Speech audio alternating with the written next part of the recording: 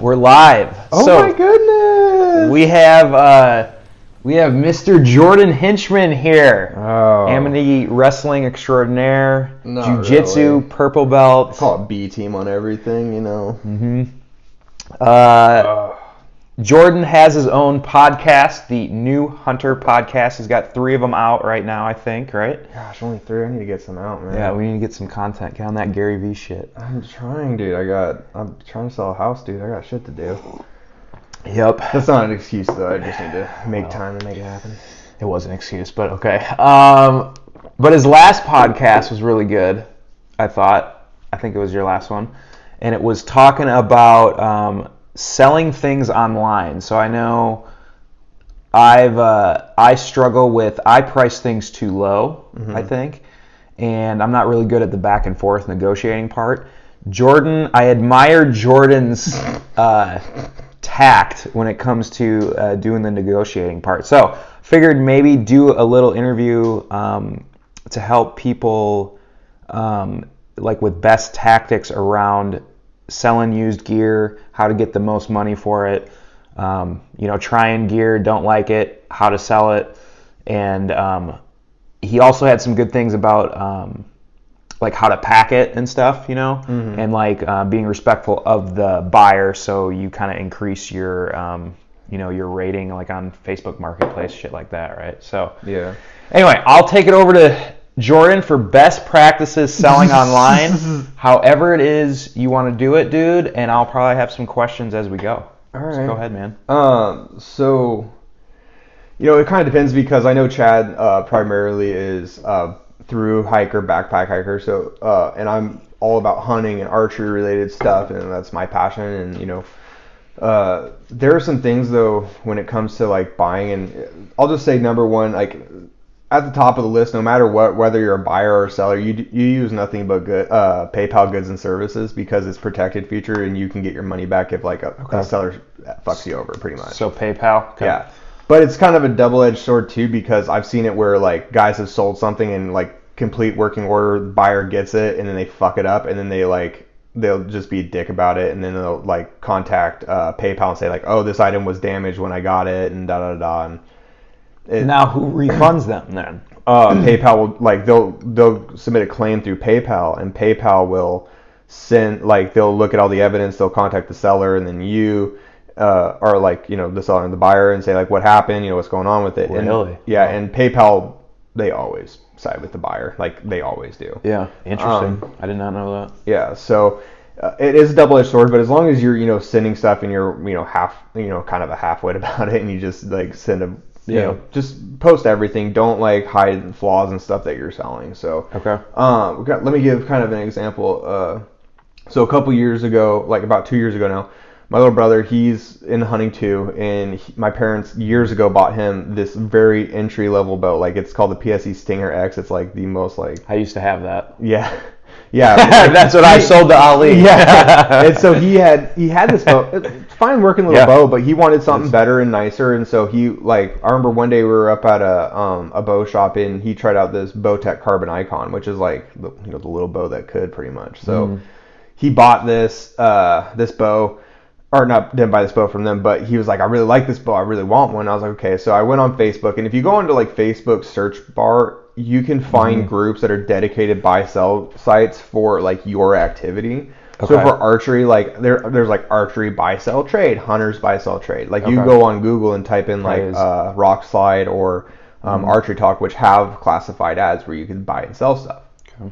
So with that being said, though, like I went onto this one site I had been following, and I follow like inside like hiking, there's brands, like there's brand ambassadors, there's brand specific people out there. So there's people like, I really like Big Agnes, right? Like there's some Big Agnes diehard fans who are like, I won't use anything else. So there's probably a group just specifically to Big Agnes. So maybe go Facebook.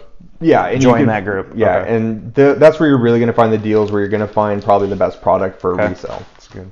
And it's just narrowing your market down and getting a better line out there. Okay. So I went on this. It's called Bowtech Brotherhood. So I went in. I typed up in the search bar that carbon icon, and sure as shit, 50 different postings came up, and there's a guy selling one. And I was like, reading through it, he's like, comes, fully loaded. So fully loaded in archery talk means like it comes with this, or like partially loaded. Fully loaded means like it comes with either with all the accessories, so sight, stabilizer, this, or whatever. And this guy was like, comes with a sight, which it came with like this dinky trash sight. I literally took it off, threw it right in the trash, and I put a decent little single pin on it. It came with a rest, and then it came with a stabilizer, and then he said it also came with a release. So anyway, paid the dude. Like I bought it for my brother, and my brother paid me back.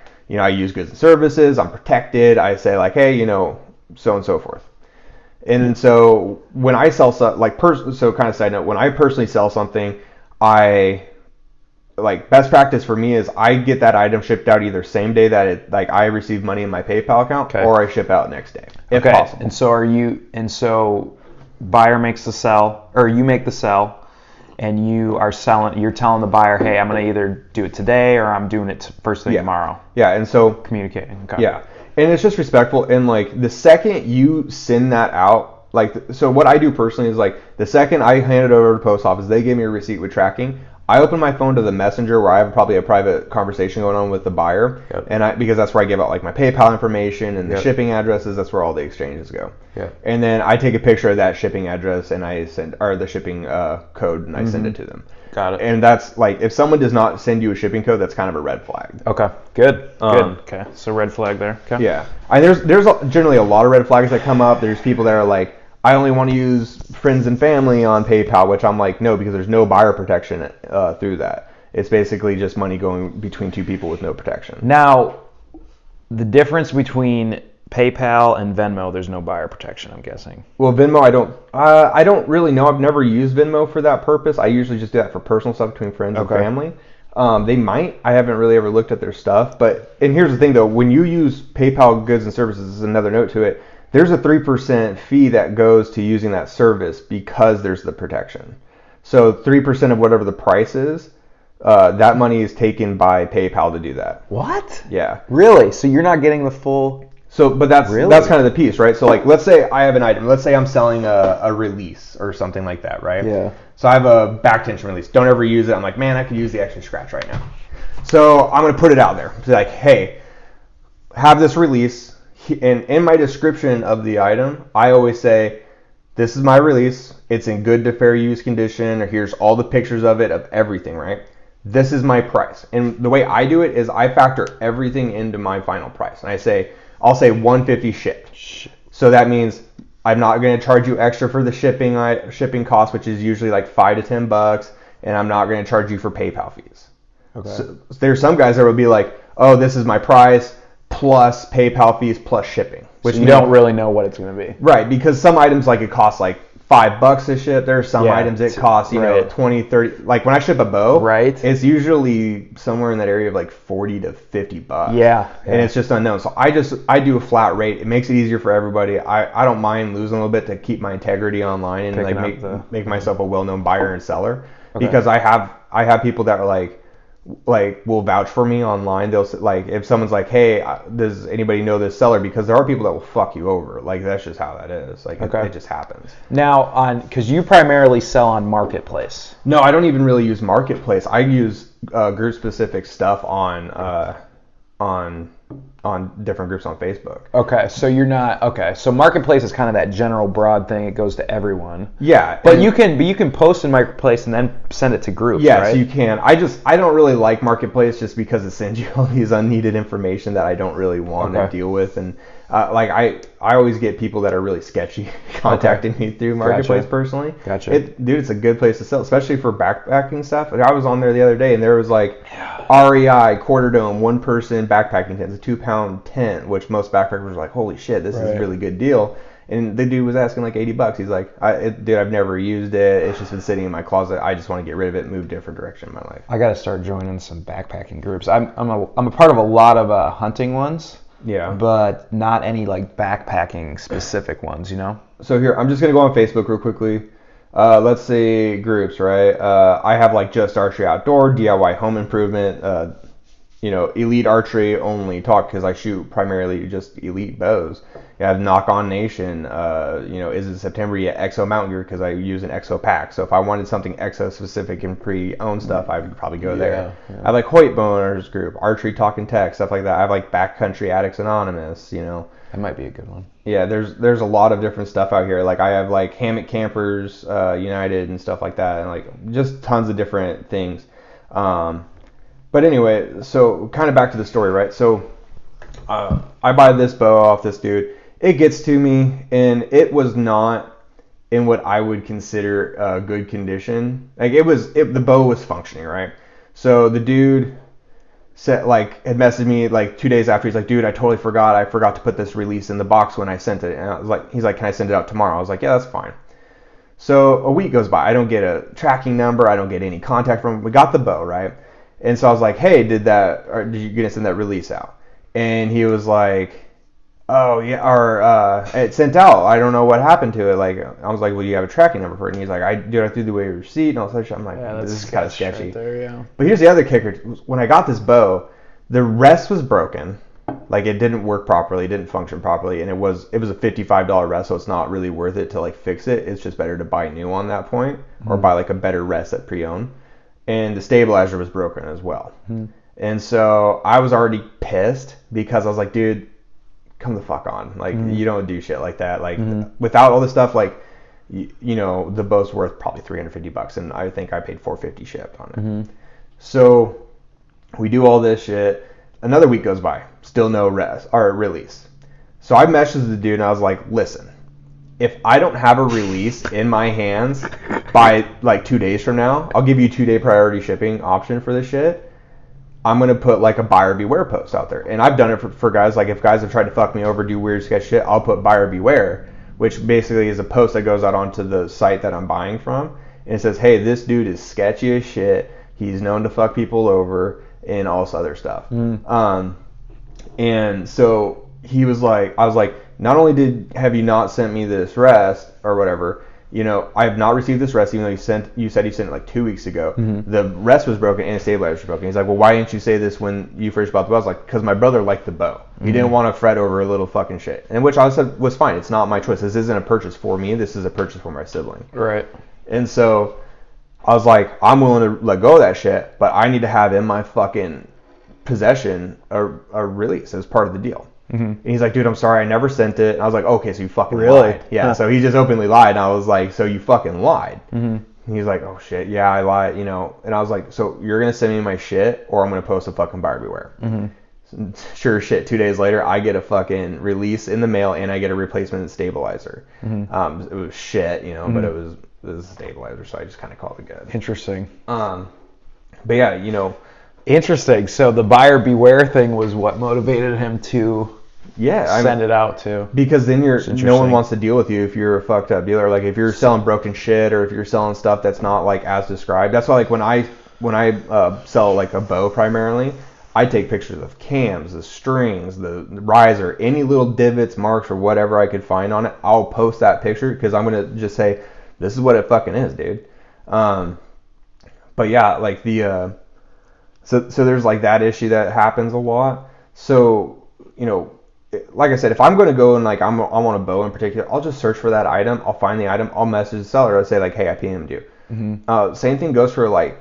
So like let's say let me just kind of walk through like a scenario of a deal. Like if I was doing backpacking, right? Let's say I wanted to buy a tent.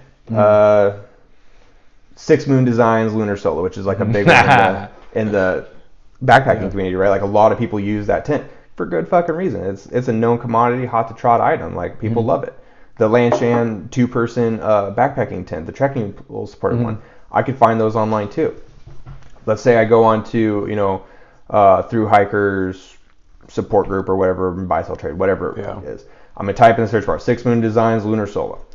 Boom, posting pops up and there's like 5 people that want it or whatever. Maybe like I'm the last person to vote. Maybe sometimes you're shit out of luck on a deal. It's just how it is. But someone posts it and they're like, hey, I want $160. I'll message that guy. I'm like, hey, is that 160 shipped? All fees included. And if they're like, no, it's gonna cost extra, I'm like, could you make it 160 shipped? And I'll just haggle with the person. Like, generally I can't really speak to like hiking items, but I can definitely speak to like a lot of a lot of items that are already set for like archery. So like, if I'm looking for a site, I'll just type in sites if I like don't really know what to post for the price, and I'll look at kind of like, I'll just take like what the general consensus price is on something, and I'll say like, this is my price. It's like fair market value basically. Interesting. Okay. Yeah. So like I've done it with bows where it's like, there's some guys that think their bow's worth a fuckload more than it actually is, and it's just not really worth the time to argue with them because they're not going to sell it to you for the price it's really worth. Interesting. Okay, so that's a good way not to get screwed over, to see what else it is on the like, because in hike like with like these are fun activities, like these are hobby activities. People are going to resell their shit all the time. Yeah. And someone's going to set the low market dollar value somewhere. Like, so I've looked at buying a bow called the Elite Energy 35. I really love this bow. Like, I want a good target bow for when target season comes back through. Yeah. Because this year got ruined by coronavirus. So I have my hunting bow and I would like a target bow. So I had 2 bows. And if I really need to, I can hunt with this E35. It's that good of a bow. So I remember seeing one online the other day, and it was like $275 shipped, right? And this was a flagship bow, 4 or 5 years ago. It's a great fucking bow, works just fine.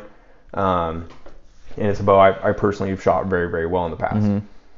So, like, there's a market set value on items. Like, someone will set the lowest market value, and someone's going to ask for like the upper tier, and then you could generally find them somewhere in the middle. That's awesome, dude. Yeah. I love that. And that's something I've never actually thought about either. So okay, so we talked a lot about like when you're buying something, right? And like kind of how to finagle that. Now, let's say that you have a used sleeping bag for sale, like I do. Which one? Your Sea Summit? Yeah. Isn't it that 15-degree one or the? It's an 18. It's a Sea Summit Trek TK2 18-degree bag. Hit me up. No, I've had some offers on it, but they've been kind of lowballing me. But how much is lowballing? Or how much are you currently? So it's retail right now. It's retail $300, and it's I used it for 1 season. And I was selling it for like $175, I think, something like that. And then this person like offered me $140, and I went to $155, and then she didn't say anything. So when you say you're selling a used gear item or something, it doesn't have to be a sleeping bag, but how many pictures to post? How do you do your description? How do you price? So 4 to 5 pictures on everything. 4 to 5. Okay. Yeah. Close up any imperfections in it if you can, because that's going to determine like when they get the item and they see something that wasn't in the picture, they're going to get pissed and they might post something bad about you. Okay. I would personally so if the description needs to be basically the details kind of somewhere in between vague and very well. Like, you need to just say, this is my item. This is how many times I used it. No, don't say like 1 season, because 1 season for a lot of people means like, dude, I spent like over 200 nights out in the fucking field last year. Another person could be 3 backpacking trips. Yeah, and the other one could be like for 1 night. Yeah, like a couple overnighters, right? So like say like more specific. Yeah, say like roughly like, hey, I've used this sleeping bag about 15-20 times on a through hike. Yeah. Like just for over like, other than that, it's in the bag, it's in my backpack, protected, damn near new condition. Yeah. Right. Okay. Cool. Yeah. Once you do all that, you say like, this is my price. It's gonna be $170 shipped to your door, which generally means that I'm gonna have to spend, like a box where it's gonna cost you like probably $15 just to like ship it out. Maybe even a little bit more than that. It just depends. Now, tip for all those with Amazon Prime: keep those damn boxes. I keep those boxes all the time. My roommate just ordered a comforter. That's a big, you just sparked my mind. Instead of throwing that out, keep that box. I keep all my boxes for like the resupply boxes, like I'm doing for the VVR. Well, you can, you can get the like flat rate like boxes from the post office. Just it's gonna cost you for it. But I have like 2 different bow boxes at my house. I've bought them from like bows coming to my door, and I keep those because. Right. Like, if I ship out a bow, they're not it's not easy for me to go up to the bow shop and grab an old box. Yeah. It's a pain in the fucking ass, and I don't like doing it. Right. So, just be in constant communication. Like, say like, hey, everything's good. Shit like that. Like, I always tell people, like, when you're selling an item, act like you're selling to yourself and like how you want to be treated by that person. Yeah. Because I've literally took hits on items before because I was like, fuck, like I really don't want to post. I'm going to lose like 40, $50 on this deal. But the payoff value is that like I'm going to be known commodity seller and I'm going to have a fucking good name.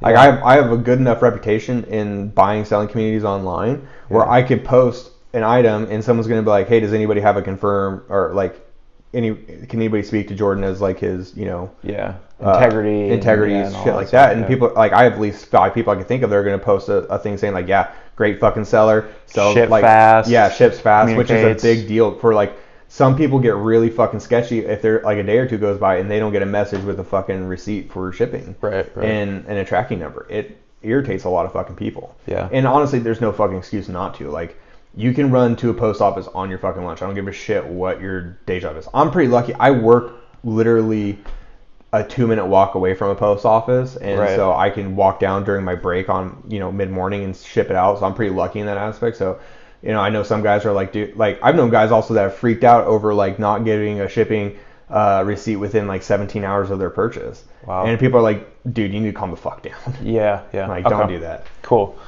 So just kind of a recap of that. So 4 to 5 pictures, post your imperfections, between vague and very well description sort of thing, right? Yeah.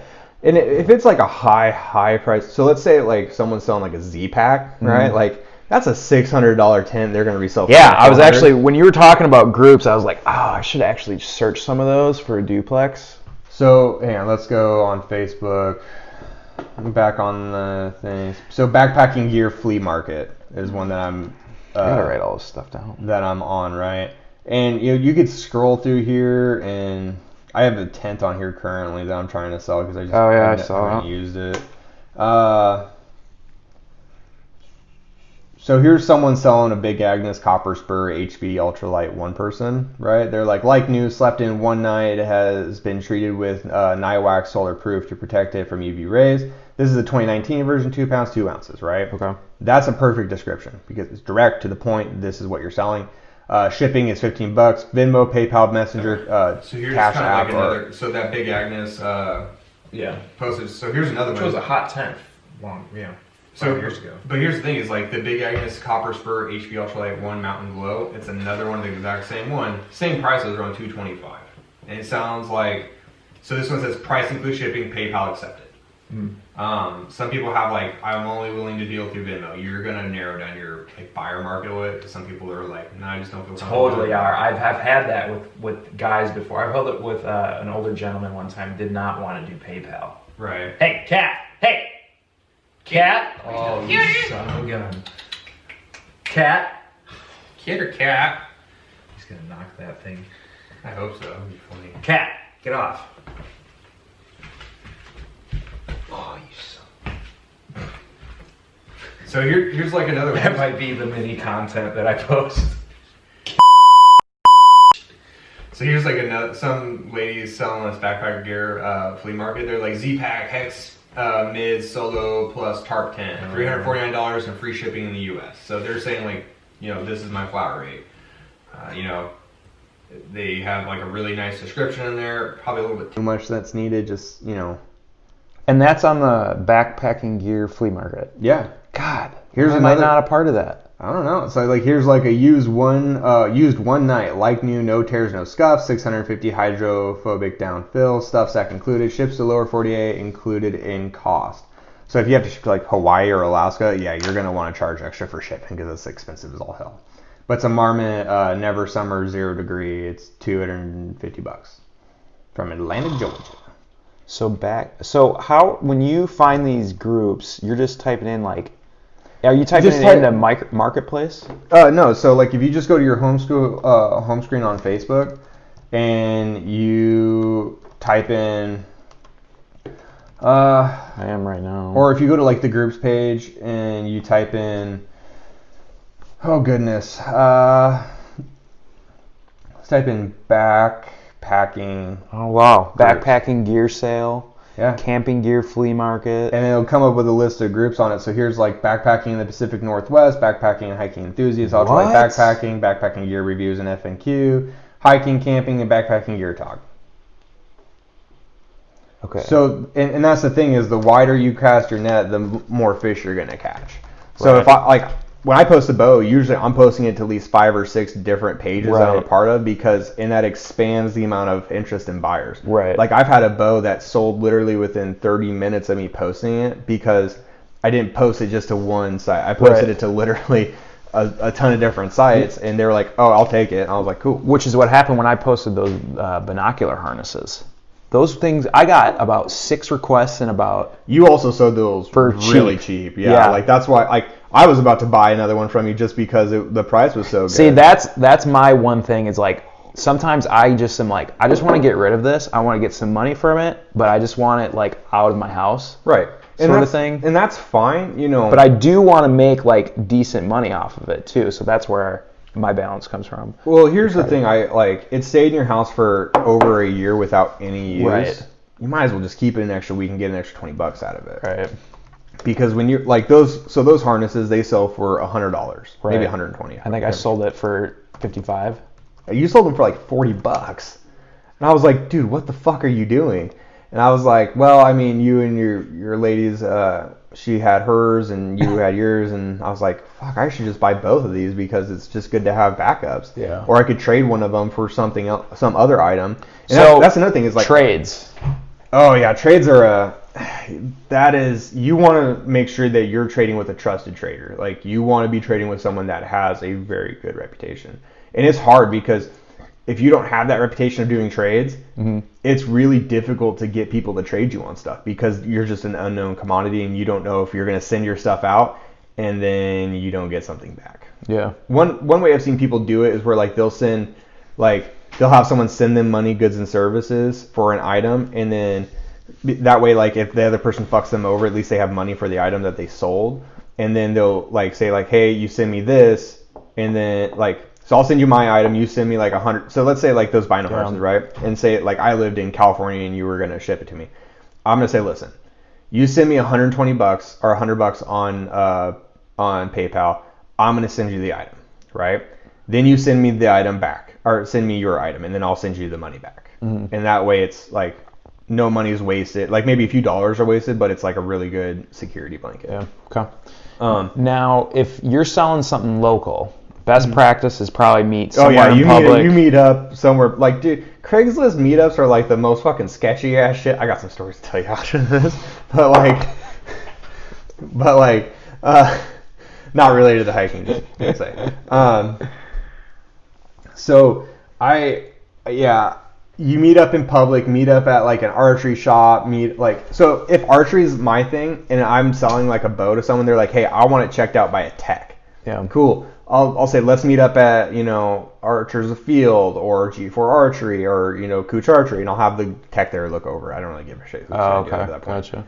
But like, I've sold bows and like guys, like you're going to get tire kickers. That's why I'm like motivator buyers only, please, because I just don't waste my fucking time. So yeah, to a comment on that. So this has happened to me a couple times where I have posted something like that sleeping bag, but I also had posted something else a while ago one time. And both times I've had people that are like, hey, I'll take it, right? Okay, when can you come buy it? Well, can you meet me tomorrow at whatever place, right? Yeah. But then, meanwhile, I'm getting requests in from other people. Yeah, Here's the thing. I have learned you gotta, whoever's motivated to sell it on that or buy it that day, take that. Because I have gotten dragged through the ringer because I was a nice guy, said, hey, wait, I got this other guy and I'm meeting him tomorrow. But then that person never comes and actually picks it up. And then I'm screwed and I have the product and then the first person doesn't want it no more. Yeah. So that's happened to me. Like I try and do one buyer at a time. And I tell people that's just you have to make that known to the buyers. Be like, listen, either you're motivated to buy it, you could Venmo me. If that would happen to me, I'm like, hey, listen, PayPal me the money, I'll hold it for you, and I'll meet you up tomorrow to drop it off or whatever. I'm not gonna wait. If you want to do that, I try and do it the best of my ability to say and it's fucked me over on a few deals. I've had guys that have, so recently, with moving, I have found we had an old IKEA bookshelf, right? It's been sitting in our garage since the day my wife moved in. It's We've never used it. It's been sitting out there. I throw it on Marketplace. I'm like, hey, I'm just gonna sell it like $20, right? Pretty low price to it. It's like brand new. It's like $300. But like I said, we haven't used it. It didn't have all the pieces to it. Very fair price in my opinion. I got a lot of people like messaging me like, oh, here's some questions I have, and like, what's it look like set up? I'm like, this is to my memory what it looks like because it hasn't been set up in so long. Then like people are like, oh, okay, and I'm like, fuck, Jesus Christ. And then so like it got to the point where like it wasn't selling. I needed to get it gone. I just threw it in the dumpster and called it a day. And I deleted the posting. And lit it on fire. Right, and the same thing, like I had a Garmin car-mounted GPS. It just plugs into your cigarette lighter to charge. I've had that thing for the old years. school GPSs. Yeah, and that thing is fucking bomb-proof. I think like the only thing that needed to happen is it just needed to be plugged in and have the maps updated. It's like really the only thing, which you could do for free off of Garmin. Yeah. And so I like put it out there again, $20. And I had people saying like, I'll take it. And then I'm like, okay, when would you like to come get it or whatever? And they're like, oh, I can only come tomorrow between this time. Exactly. Like, but I didn't have anybody else reaching out for exactly. it. So I'm like, okay, exactly. Whatever, cool. I'll meet you then. And it's $20. I'll take cash. You know, I'm not doing Venmo or anything like for $20. Yeah. Just people didn't show up, and eventually I just said fuck it. I asked my neighbor like, hey, do you want this? Because it's not really worth it to me to like hold on to it at this point. Go meet up and spend time and do all this. Yeah, that's what happened with my sleeping bag. Somebody hit me up with it, and they were like, hey, like, can you meet? Yeah, I still have it.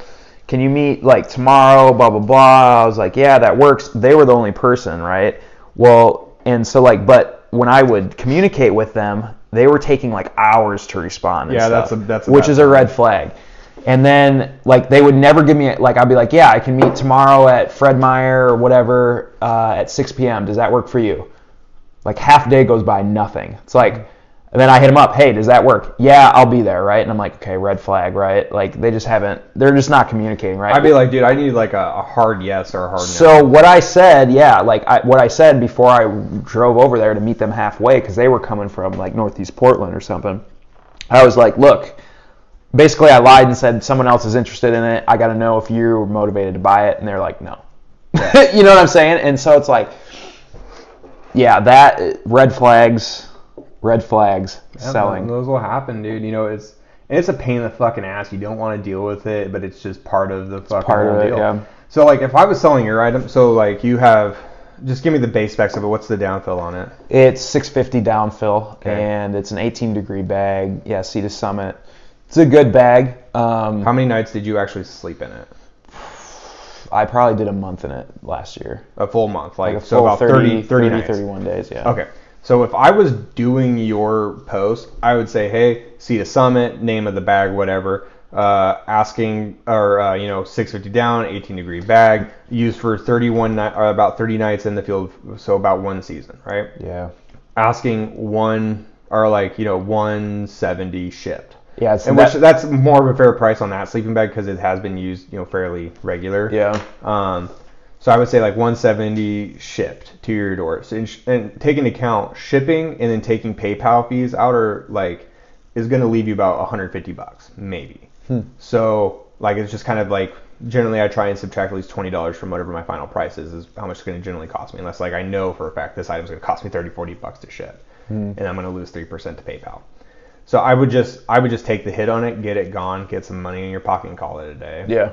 On that one, because it's just not worth it. Yeah, holding on to it. Straight up, it's not. Yeah, and I've had it posted for a while. Right. And that's sometimes it's a good, like I've done that where like I posted a bow, and I sat on a bow for 2 months, and I was like, fuck, so I went through, I deleted all the old postings, I made new postings. Okay. And then I had it sold the same day. Yeah. Or like I've traded bows, and sometimes like I traded bows and I had one bow, just the fucking bane of my existence, that damn thing. I wanted it gone, and I put more money into this bow than what it was worth, and so I was like, I want it gone. Yeah. So I ended up trading a guy for a different bow, and it worked out better for me because I made more money off that bow when I resold it. Interesting. So it's just the thing is when it comes to hobby stuff, so like hiking, archery, hunting, whatever, it's a hobbyist thing.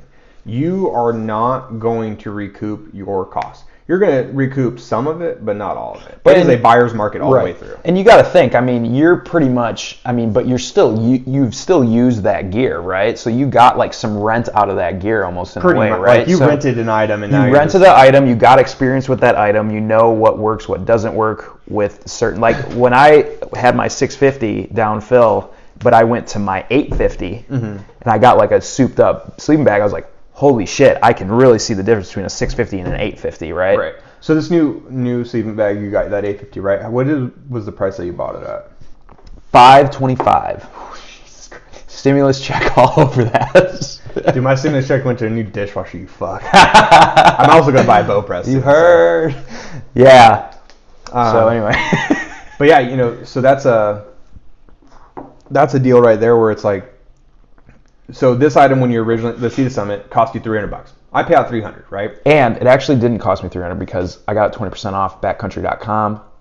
That's a really good site. They always are running 20% off deals. Yeah. But I didn't tell people that. Yeah. Because retail it still is $300. Yeah, and that's, well, dude, you and my sister get along because my sister works for Nike, and so like if she gets a deal on something, like she'll like, or like, you know, when she does a gift, she's like, oh, this is $120 pair of shoes. I'm like, sis, you paid $20 for these at your job. What the fuck are you talking about? Yeah. And then she's like, it's still worth this much. I'm You're like, right. Whatever. Yeah. And that's how, like, you know, I've gotten, so my sister working through Nike, I've got to go to the employee store and I've gotten extremely discounted Jordans for like $30 and wore them, and, you know, it was like, whatever, it's shoes to me. Those are better resale. Like shoes maintain their value more than bows do. Yeah. It's surprising because, so like with archery, generally like Hoyts and Matthews maintain their value so well. Mm-hmm. They're literally the Toyotas of the car world. Like they will maintain their value. Like they'll lose like the year after your bow is bought because there's newer technology always coming out, right? Mm-hmm. So generally, like if you're looking for like, man, what should my price be? Count on at least a 30% dip in what the original price was. So if I paid out $1,000 for a bow, maybe pre-owned, I'm going to be able to sell it for $700. Yeah. And then you have the issue with like, well, fuck, dude, I could go on the backcountry or Steep and Cheap, and I could find this same item for the same price brand new. And so you're going to have to come down even more reselling pre-owned stuff. Okay. So there's that. Like the market for these is always fluctuating, and it's dependent upon a few things. What people are willing to spend, what the item is worth at the time, and what is new technology worth. Yeah. That's my opinion. It's not like sound science or anything like that, but it's like with bows, Hoyts, like I have guys that are selling 5 to 6 year old bows for like $500. Mm-hmm. And I'm like, dude, I can go buy last year's brand bow, different brand bow that is going to be the same price. Like legit. So one bow I looked at buying was the PSE Evoke 35. Mm-hmm. Last year's bow. Heavy as shit. I didn't buy it. I ended up not buying that one. I found one for $500, and last year it was $1,200 brand new. Yeah. So this year though, like new old stock, so guys that just have the bows left over from last year, they bought too much stock and they couldn't sell it. Mm. They're taking a hit, so they're selling their bows at price almost. So basically, what they're as dealers are paying maybe a couple extra bucks, or maybe like selling it for a few extra dollars than what like they paid for it. Yeah. So like brand new, you can find them all day long for $750. Right. And I'm like, fuck, man. And like, what's like? So people are having to take hits on pre-owned bows. I'm like, you know, why would I pay you the same price I get this bow brand new in box with warranties and everything? And that's so warranty. Yeah, it's a weird deal. But with that Sea to Summit, you know, Sea to Summit's a good brand, so someone will buy it. There are Sea to Summit fans. There are guys that are like, I will be a Sea to Summit guy till the day I die. Right, and I think that's why I'm sitting on the price. But I think like what you were saying, maybe redo the posting. I need to add a little more, like the 30 nights, 170 shipped, Venmo, PayPal, all that kind of stuff. Whatever. Yeah. I love Venmo. It's just, you know, like I said, some people didn't love Venmo. I did, and I thought it was a stupid. I'm like an old school guy. Like I love cash in my fucking hand. I love the feeling of money in my hand. So I really like that. Digital coin is not the same, but eventually I got it and I used it all the time. Easy. I know it is easy. That's why I use it. So easy. I know. That's why I use it. Jordan made me used to write checks for rent. I told you I would accept cash. But I don't have a bank around here. That's my problem. What bank? We'll switch fucking banks. Nah, I don't like to. I want to keep mine in the Midwest. Oh my god. BMO. All right, dude. Well. Oh my god. Dude, There was a lot of value in that episode. I appreciate that, man. Yeah. You have a lot of knowledge with the selling aspect of things, and I think, the 2 or 3 people that'll listen to this are really going to enjoy it. But no, I appreciate you coming on, man. Dude, I know the people that listen to my podcast is you and my mom. So Yeah, it's all good. right. So Jordan Hinchman at Purple Hunter. Was there a couple numbers in there? 1291. 1291 on Instagram. I changed it, but then you and Huey yelled at me and told me I had to change it back. Purple Hunter, who's a purple belt jiu-jitsu. So maybe we'll do a jiu-jitsu podcast one of these days. That'd be kind of fun. Oh my gosh. Invite Beast over for that one. Yeah, I actually had him in mind for a podcast too. So, all right, dude. Let's shut it down. All right. Appreciate it, man. Yeah.